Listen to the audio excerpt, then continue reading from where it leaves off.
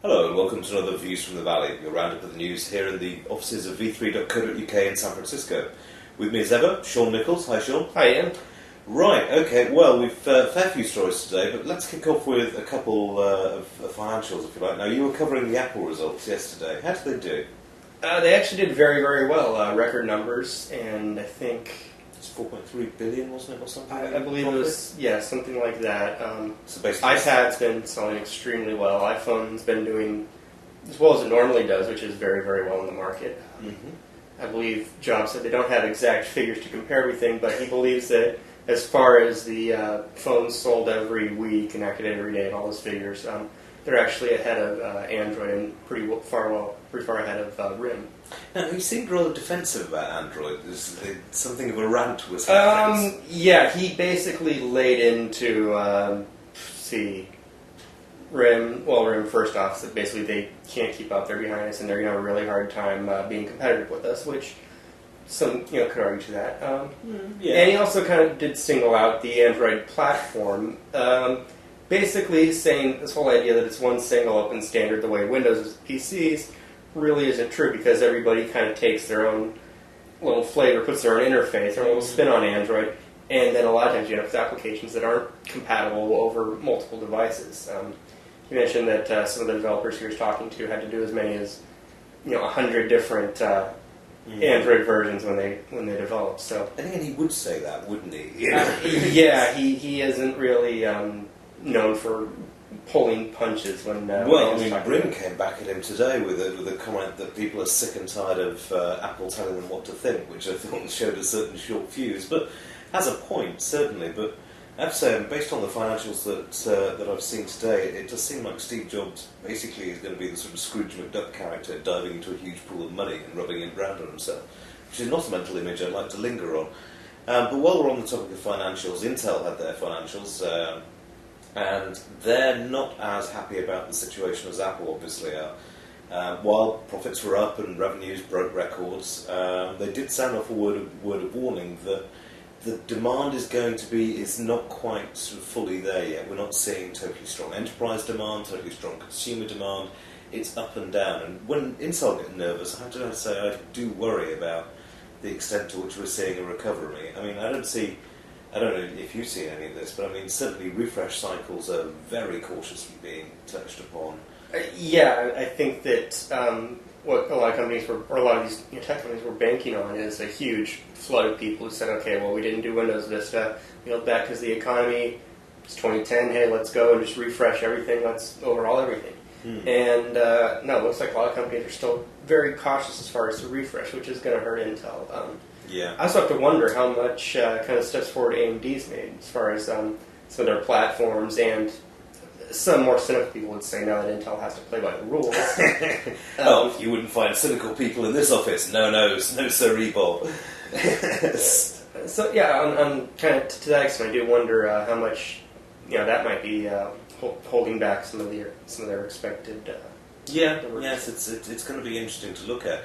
Now, you covered yesterday a very interesting spot in the WiMax versus LTE debate. I mean, it's a personal bugbear, but there is no such thing as 4G yet. The ITU hasn't ruled on the standard.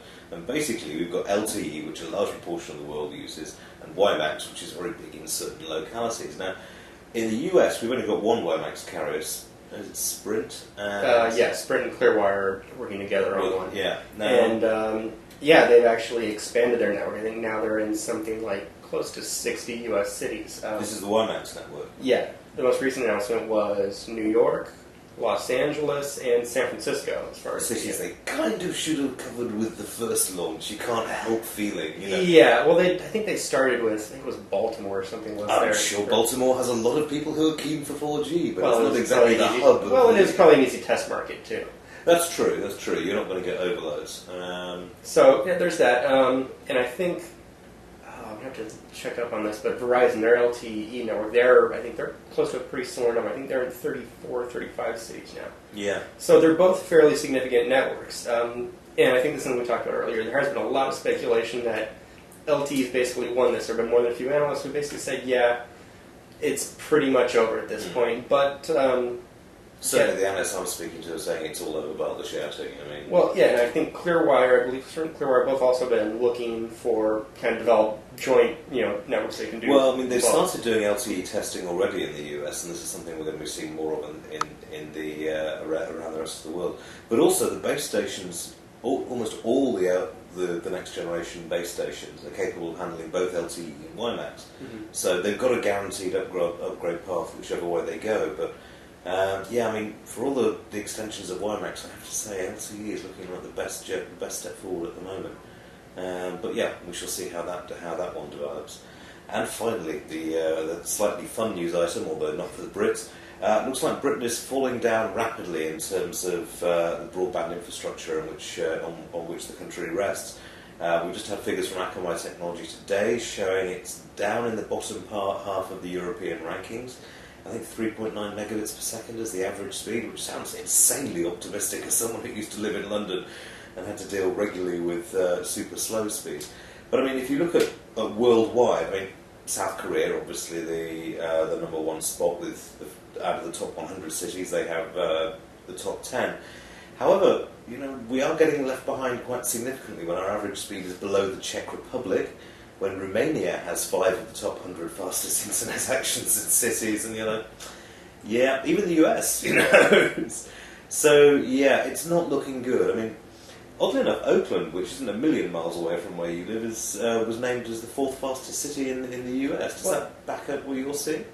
It seems to make some sense in that areas where you don't have a ton of people who are all using the broadband network. There's going to be faster speeds on average for everyone that accesses it. I think Oakland, generally kind of has a lot of lower income areas where you're not going to have a huge broadband, concentration. But you still have the infrastructure because exactly. It's got the infrastructure in Silicon Valley, and part of that can also depend on, say, what the local cable carrier is rolling out, whether they just upgraded to fiber lines, that sort of thing.